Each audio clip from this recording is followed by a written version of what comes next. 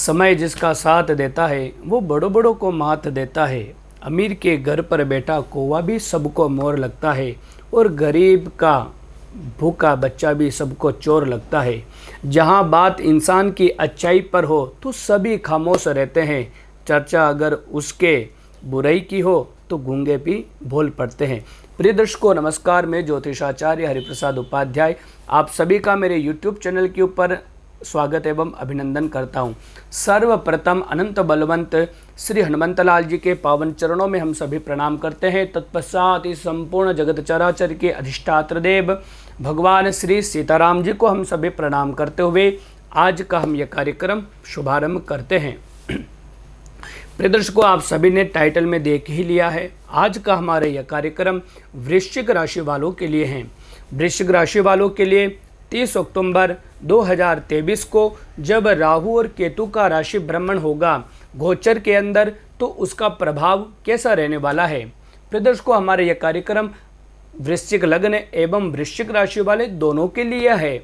दोनों ही इस वीडियो को देख करके अपने आने वाले समय का ज्ञान प्राप्त कर सकते हैं। आज का हमारा यह कार्यक्रम है वृश्चिक राशि एवं वृश्चिक लग्न वालों के लिए।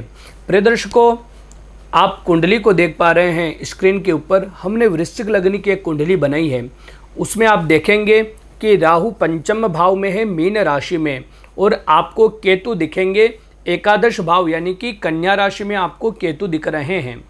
यह राहु और केतु पंचम और एकादश भाव में आने से आप लोगों के ऊपर क्या इफेक्ट रहने वाला है, क्या आपको प्राप्त होगा और क्या आपसे बिछुड़ने वाला है। आप इस कार्यक्रम को पूरा देखें, क्योंकि जैसा कि मैंने पहले बताया था कि राहु एक अप्रत्याशित और मायावी ग्रह है। राहु जब भी जीवन के अंदर आते हैं तो किसी ना किसी प्रकार से उतल पुतल मानव जीवन के अंदर होती ही होती है। वृश्चिक राशि से पंचम भाव में राहु है मीन राशि में, और यहाँ पर एक बात और कि केतु की जो उपस्थिति है वह एकादश भाव में है आपकी राशि से। ये काफ़ी अच्छी उपस्थिति है केतु की, लेकिन राहु की उपस्थिति कहीं ना कहीं आपको टेंशन देने वाली है, आपके चिंताओं को बढ़ाने वाली है। लेकिन हाँ, ये 18 महीने 30 अक्टूबर 2023 से लेकर के लगभग मई 2025 तक राहु आपके पंचम भाव में रहेंगे, तो जरूरी नहीं कि पूरे 18 महीने आपको चिंता ही चिंता दे, अपितु राहु का कुछ समय ऐसा आएगा जो आपको काफ़ी ज़्यादा पीड़ित करेंगे। तो कुछ समय ऐसा आएगा कि राहु के कारण आप आसमान की ऊंचाई को प्राप्त करोगे, क्योंकि राहु इस कलिकाल के अंदर एक ऐसा ग्रह है जो राजा को रंग रंग से राजा, हीरे को मिट्टी और मिट्टी को यानी कि पत्थर को हीरा बना देने में सक्षमता रखता है राहु। आइए हम बात करते हैं वृश्चिक राशि वालों के लिए। सबसे पहले राहु की बात। राहु आपकी राशि से पंचम भाव में है मीन राशि में। पंचम भाव में राहु अच्छे नहीं माने जाते हैं, यह शास्त्र सम्मत बात है। जब भी राहु पंचम भाव में या पांचवी राशि में आते हैं तो पितृदोष का निर्माण कर देते हैं। पितृदोष एक ऐसा दोष है जो कुंडली में चाहे कितने भी ग्रह मजबूत पोजीशन पर हो, लेकिन अगर पितृ श्राप से आपकी कुंडली पीड़ित है, प्रेत श्राप से अगर आपकी कुंडली पीड़ित है, तो बाकी सभी ग्रह डैमेज हो जाते हैं। राहु और केतु के कारण ही काल सर्प दोष बनता है। राहु केतु के कारण जब काल सर्प दोष बनता है तो ऐसा होता है कि आपके जीवन के अंदर ताला लग जाता है खुशियों का। और जब राहु केतु की जकड़ में सभी ग्रह आ जाते हैं, चाहे वो सूर्य, चंद्र या फिर अन्य जितने भी पावरफुल ग्रह, मंगल, बृहस्पति हो, वह भी अपना प्रभाव नहीं बता पाते और निष्प्रभाव हो जाते हैं। राहु का पंचम भाव में होना पितृदोष का निर्माण करता है। अगर आपकी कुंडली के अंदर पहले से ही पितृदोष राहु के कारण बना हुआ है तो ये आपके लिए चिंता का विषय है 18 महीने। और यहाँ पर जब राहु आपकी राशि से पंचम भाव में आएंगे यानी कि विद्या भाव में आएंगे, तो यह सबसे ज़्यादा प्रभावित करेंगे स्टूडेंट को। जो स्टूडेंट हैं वह इस बात का विशेष रूप से ध्यान रखें संगति का, क्योंकि आपकी राशि से पंचम भाव के स्वामी बृहस्पति ऑलरेडी षष्ठम भाव में है बृहस्पति, और राहु जब पंचम भाव में आ जाएंगे तो यहाँ पर आपकी संगति बिगड़ सकती है। संगति के कारण आप अपना समय बर्बाद कर सकते हैं। ऐसा समय जो गोल्डन टाइम पीरियड है आपका, यानी कि एक विद्यार्थी का जो समय होता है वह सबसे महत्वपूर्ण समय होता है विद्या काल। एक इंसान का, बालक की ही बात ना करें, विद्यार्थी की ही बात ना करें, अपितु मनुष्य का जो सबसे गोल्डन टाइम पीरियड रहता है वो उसका एजुकेशन टाइम पीरियड रहता है। अगर एजुकेशन टाइम पीरियड को हम अच्छे से संभाल कर आगे बढ़े तो जीवन के अंदर, यानी कि वृद्धावस्था तक जीवन के अंदर आनंद ही आनंद है। और जब हम हमारी कुमार यानी कि किशोर अवस्था जो विद्याकाल की होती है उसको हम बिगाड़ देते हैं तो पूरा जीवन हमारा बिगड़ सकता है। रीढ़ की हड्डी होता है यह हमारा काल, विद्या अध्ययन काल। तो यहाँ पर राहु 18 महीने तक भ्रमण करेंगे और बृहस्पति यहाँ पर षष्ठम भाव में रहेंगे, तो निश्चित रूप से यह आपको दिग्भ्रमित करने वाला समय रहेगा। प्रिय दर्शकों, वृश्चिक राशि वालों, मैंने आपके ऊपर पहले भी काफ़ी वीडियो बनाई, आपके बारे में जो पॉजिटिव था वो भी मैंने बताया, लेकिन एक ज्योतिषी का, एक डॉक्टर का, एक वैद्य का, एक गुरु का यह परम धर्म होता है कि वह सत्य को भाषित करे और सत्य से परिचित करवा करके उसका मार्ग प्रशस्त करे। तो यहाँ पर मैं आपको बता देता हूँ, सिर्फ और सिर्फ विद्या अध्ययन करने वाले और जिनके संतान अभी तक नहीं हुई है या जिनकी संतान है उनको चिंता करने का यह समय है। आपके संतान अगर किशोर अवस्था से युवावस्था के बीच में है, अगर आपके संतान 13 वर्ष से लेकर के 25 वर्ष की संतान है, तो इस समयावधि की अगर आपके संतान है तो उन माता पिता को भी सचेत हो जाना चाहिए। कहीं आपका पुत्र, आपकी पुत्री आपके ऊपर कलंक ना लगा दे, ऐसी कोई संगति में ना पड़ जाए जिसके कारण उसका भविष्य, उसका कैरियर, उसका फ्यूचर बर्बाद हो जाए। तो इस बात को लेकर के माता पिता को काफ़ी ज़्यादा, जो वृश्चिक लग्न वाले, वृश्चिक राशि वाले माता पिता है, उनको यह सावधानी बरतने की सख्त आवश्यकता है।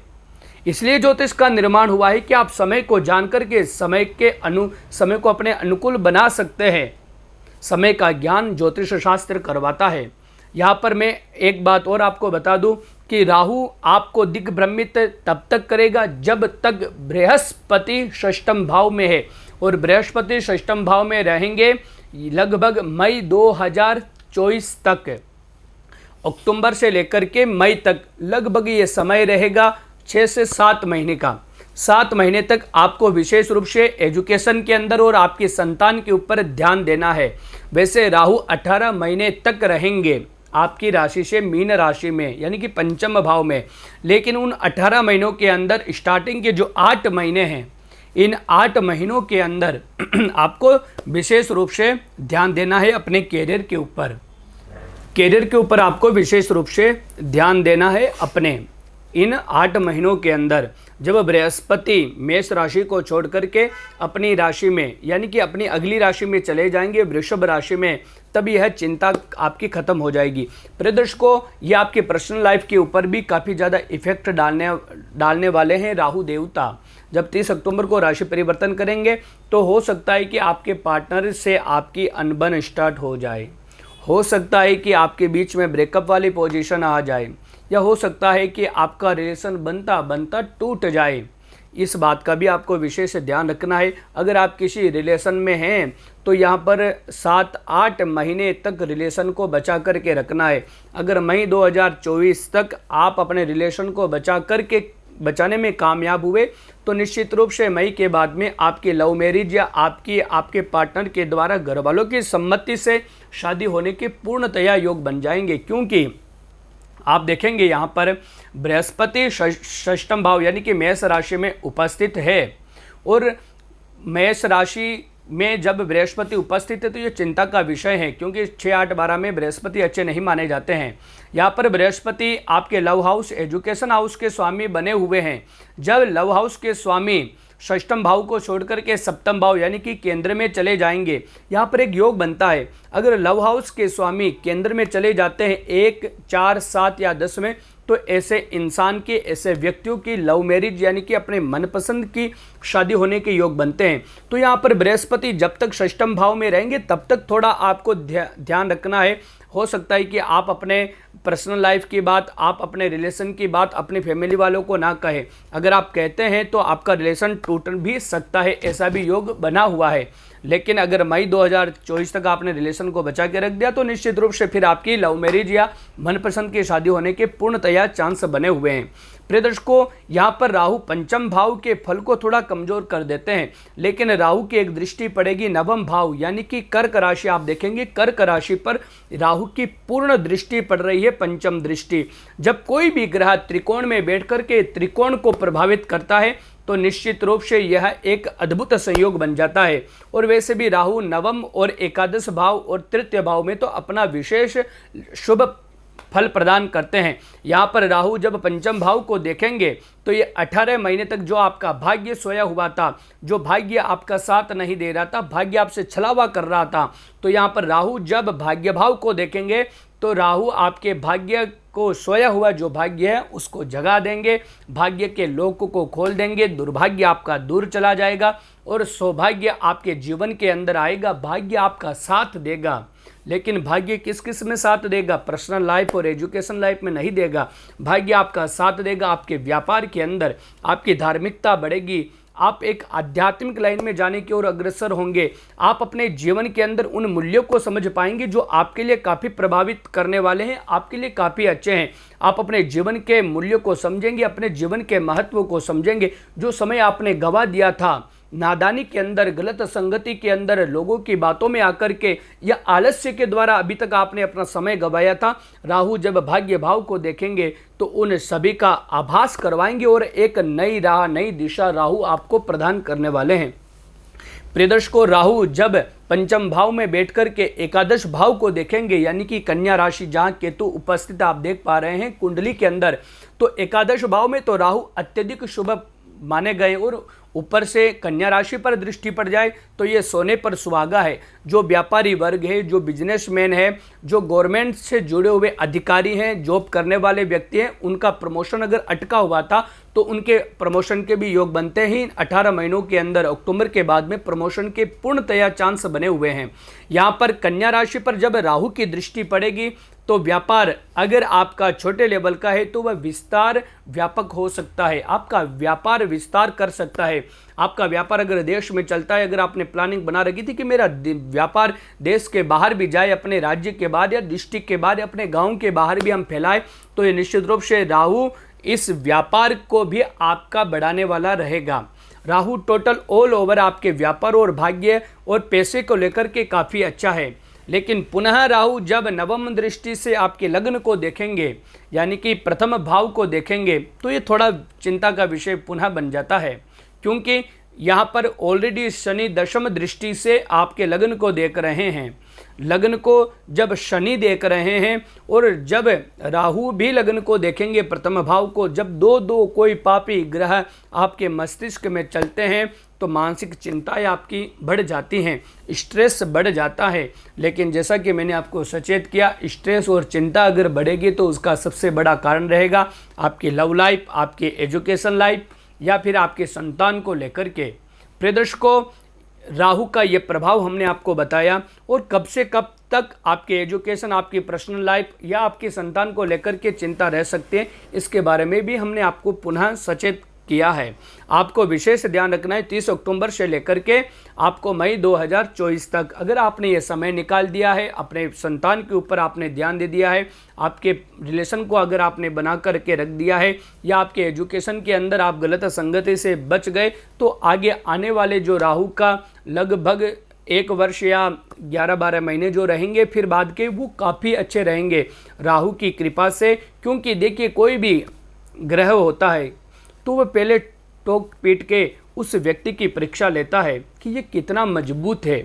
तो कभी भी हमारे जीवन के अंदर दुख आए तो उससे घबराना नहीं है, यह अपितु आशीर्वाद समझना कि हमारी यहाँ पर पहचान की जा रही है। और जितना आप मजबूत बन के रहोगे उतना ही आपके अंदर निखार आएगा। कहते हैं ना, सोना जितना तपता है उतना ही निखरता है। तो राहु पहले आपको तपाएगा, फिर लास्ट के जो 1 वर्ष रहेंगे उसमें आपको चमकाएगा। तो राहु को आप गलत में मत लीजिए, अपितु राहु की शांति आप कीजिए, राहु की पूजा कीजिए और हो सके तो भगवान शिव भूत भवन भोलेनाथ की आप शरणागति प्राप्त करें। भगवान शिव की आप नित्य पूजा करना प्रारंभ कर दे। राहु का जो अशुभ प्रभाव है वह भी शुभता में परिवर्तित हो जाएगा और राहु और केतु दोनों ही आपके लिए कल्याणकारी मंगलदायी बन जाएंगे। प्रिय दर्शकों, ये रहा राहु का फल और केतु का फल। केतु भी विशेष रूप से मिला जुला ही फल देंगे। एकादश भाव में केतु है। केतु यहाँ पर एकादश भाव में होने के कारण आपके व्यापार और बिजनेस को राहु की भांति बढ़ा देंगे। केतु की एक पूर्ण दृष्टि पड़ेगी आपके तृतीय भाव में, यानी कि शनि के घर में, जो आपके पराक्रम को बढ़ाने वाला रहेगा, आपके उद्यम मेहनत को बढ़ाने वाला रहेगा। पराक्रम और मेहनत और उद्यम जब भी बढ़ता है तब व्यापार के अंदर वृद्धि होती है। तो मैंने पहले ही बता दिया, व्यापार बिजनेस और कार्य क्षेत्र के अंदर आपकी वृद्धि होगी। हाँ, केतु यहाँ पर तृतीय भाव पर दृष्टि डालने से आपकी जान पहचान, आपकी फैंस फॉलोइंग भी आप पर बढ़ेगी। शनि पहले से ही आपकी कुंडली के अंदर शश नामक राजयोग बना रहा है, जिससे आपको प्रॉपर्टी का लाभ आपको प्राप्त होगा।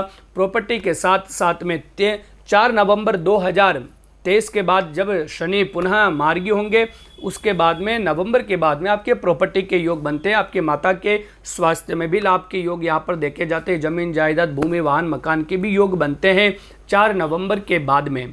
प्रिय दर्शकों, मुझे आशा है कि यह वीडियो आपको काफ़ी पसंद आई होगी। अगर आपको पसंद आई है तो कमेंट करके आप ज़रूर बताइए। चैनल को हमारे सब्सक्राइब कीजिए।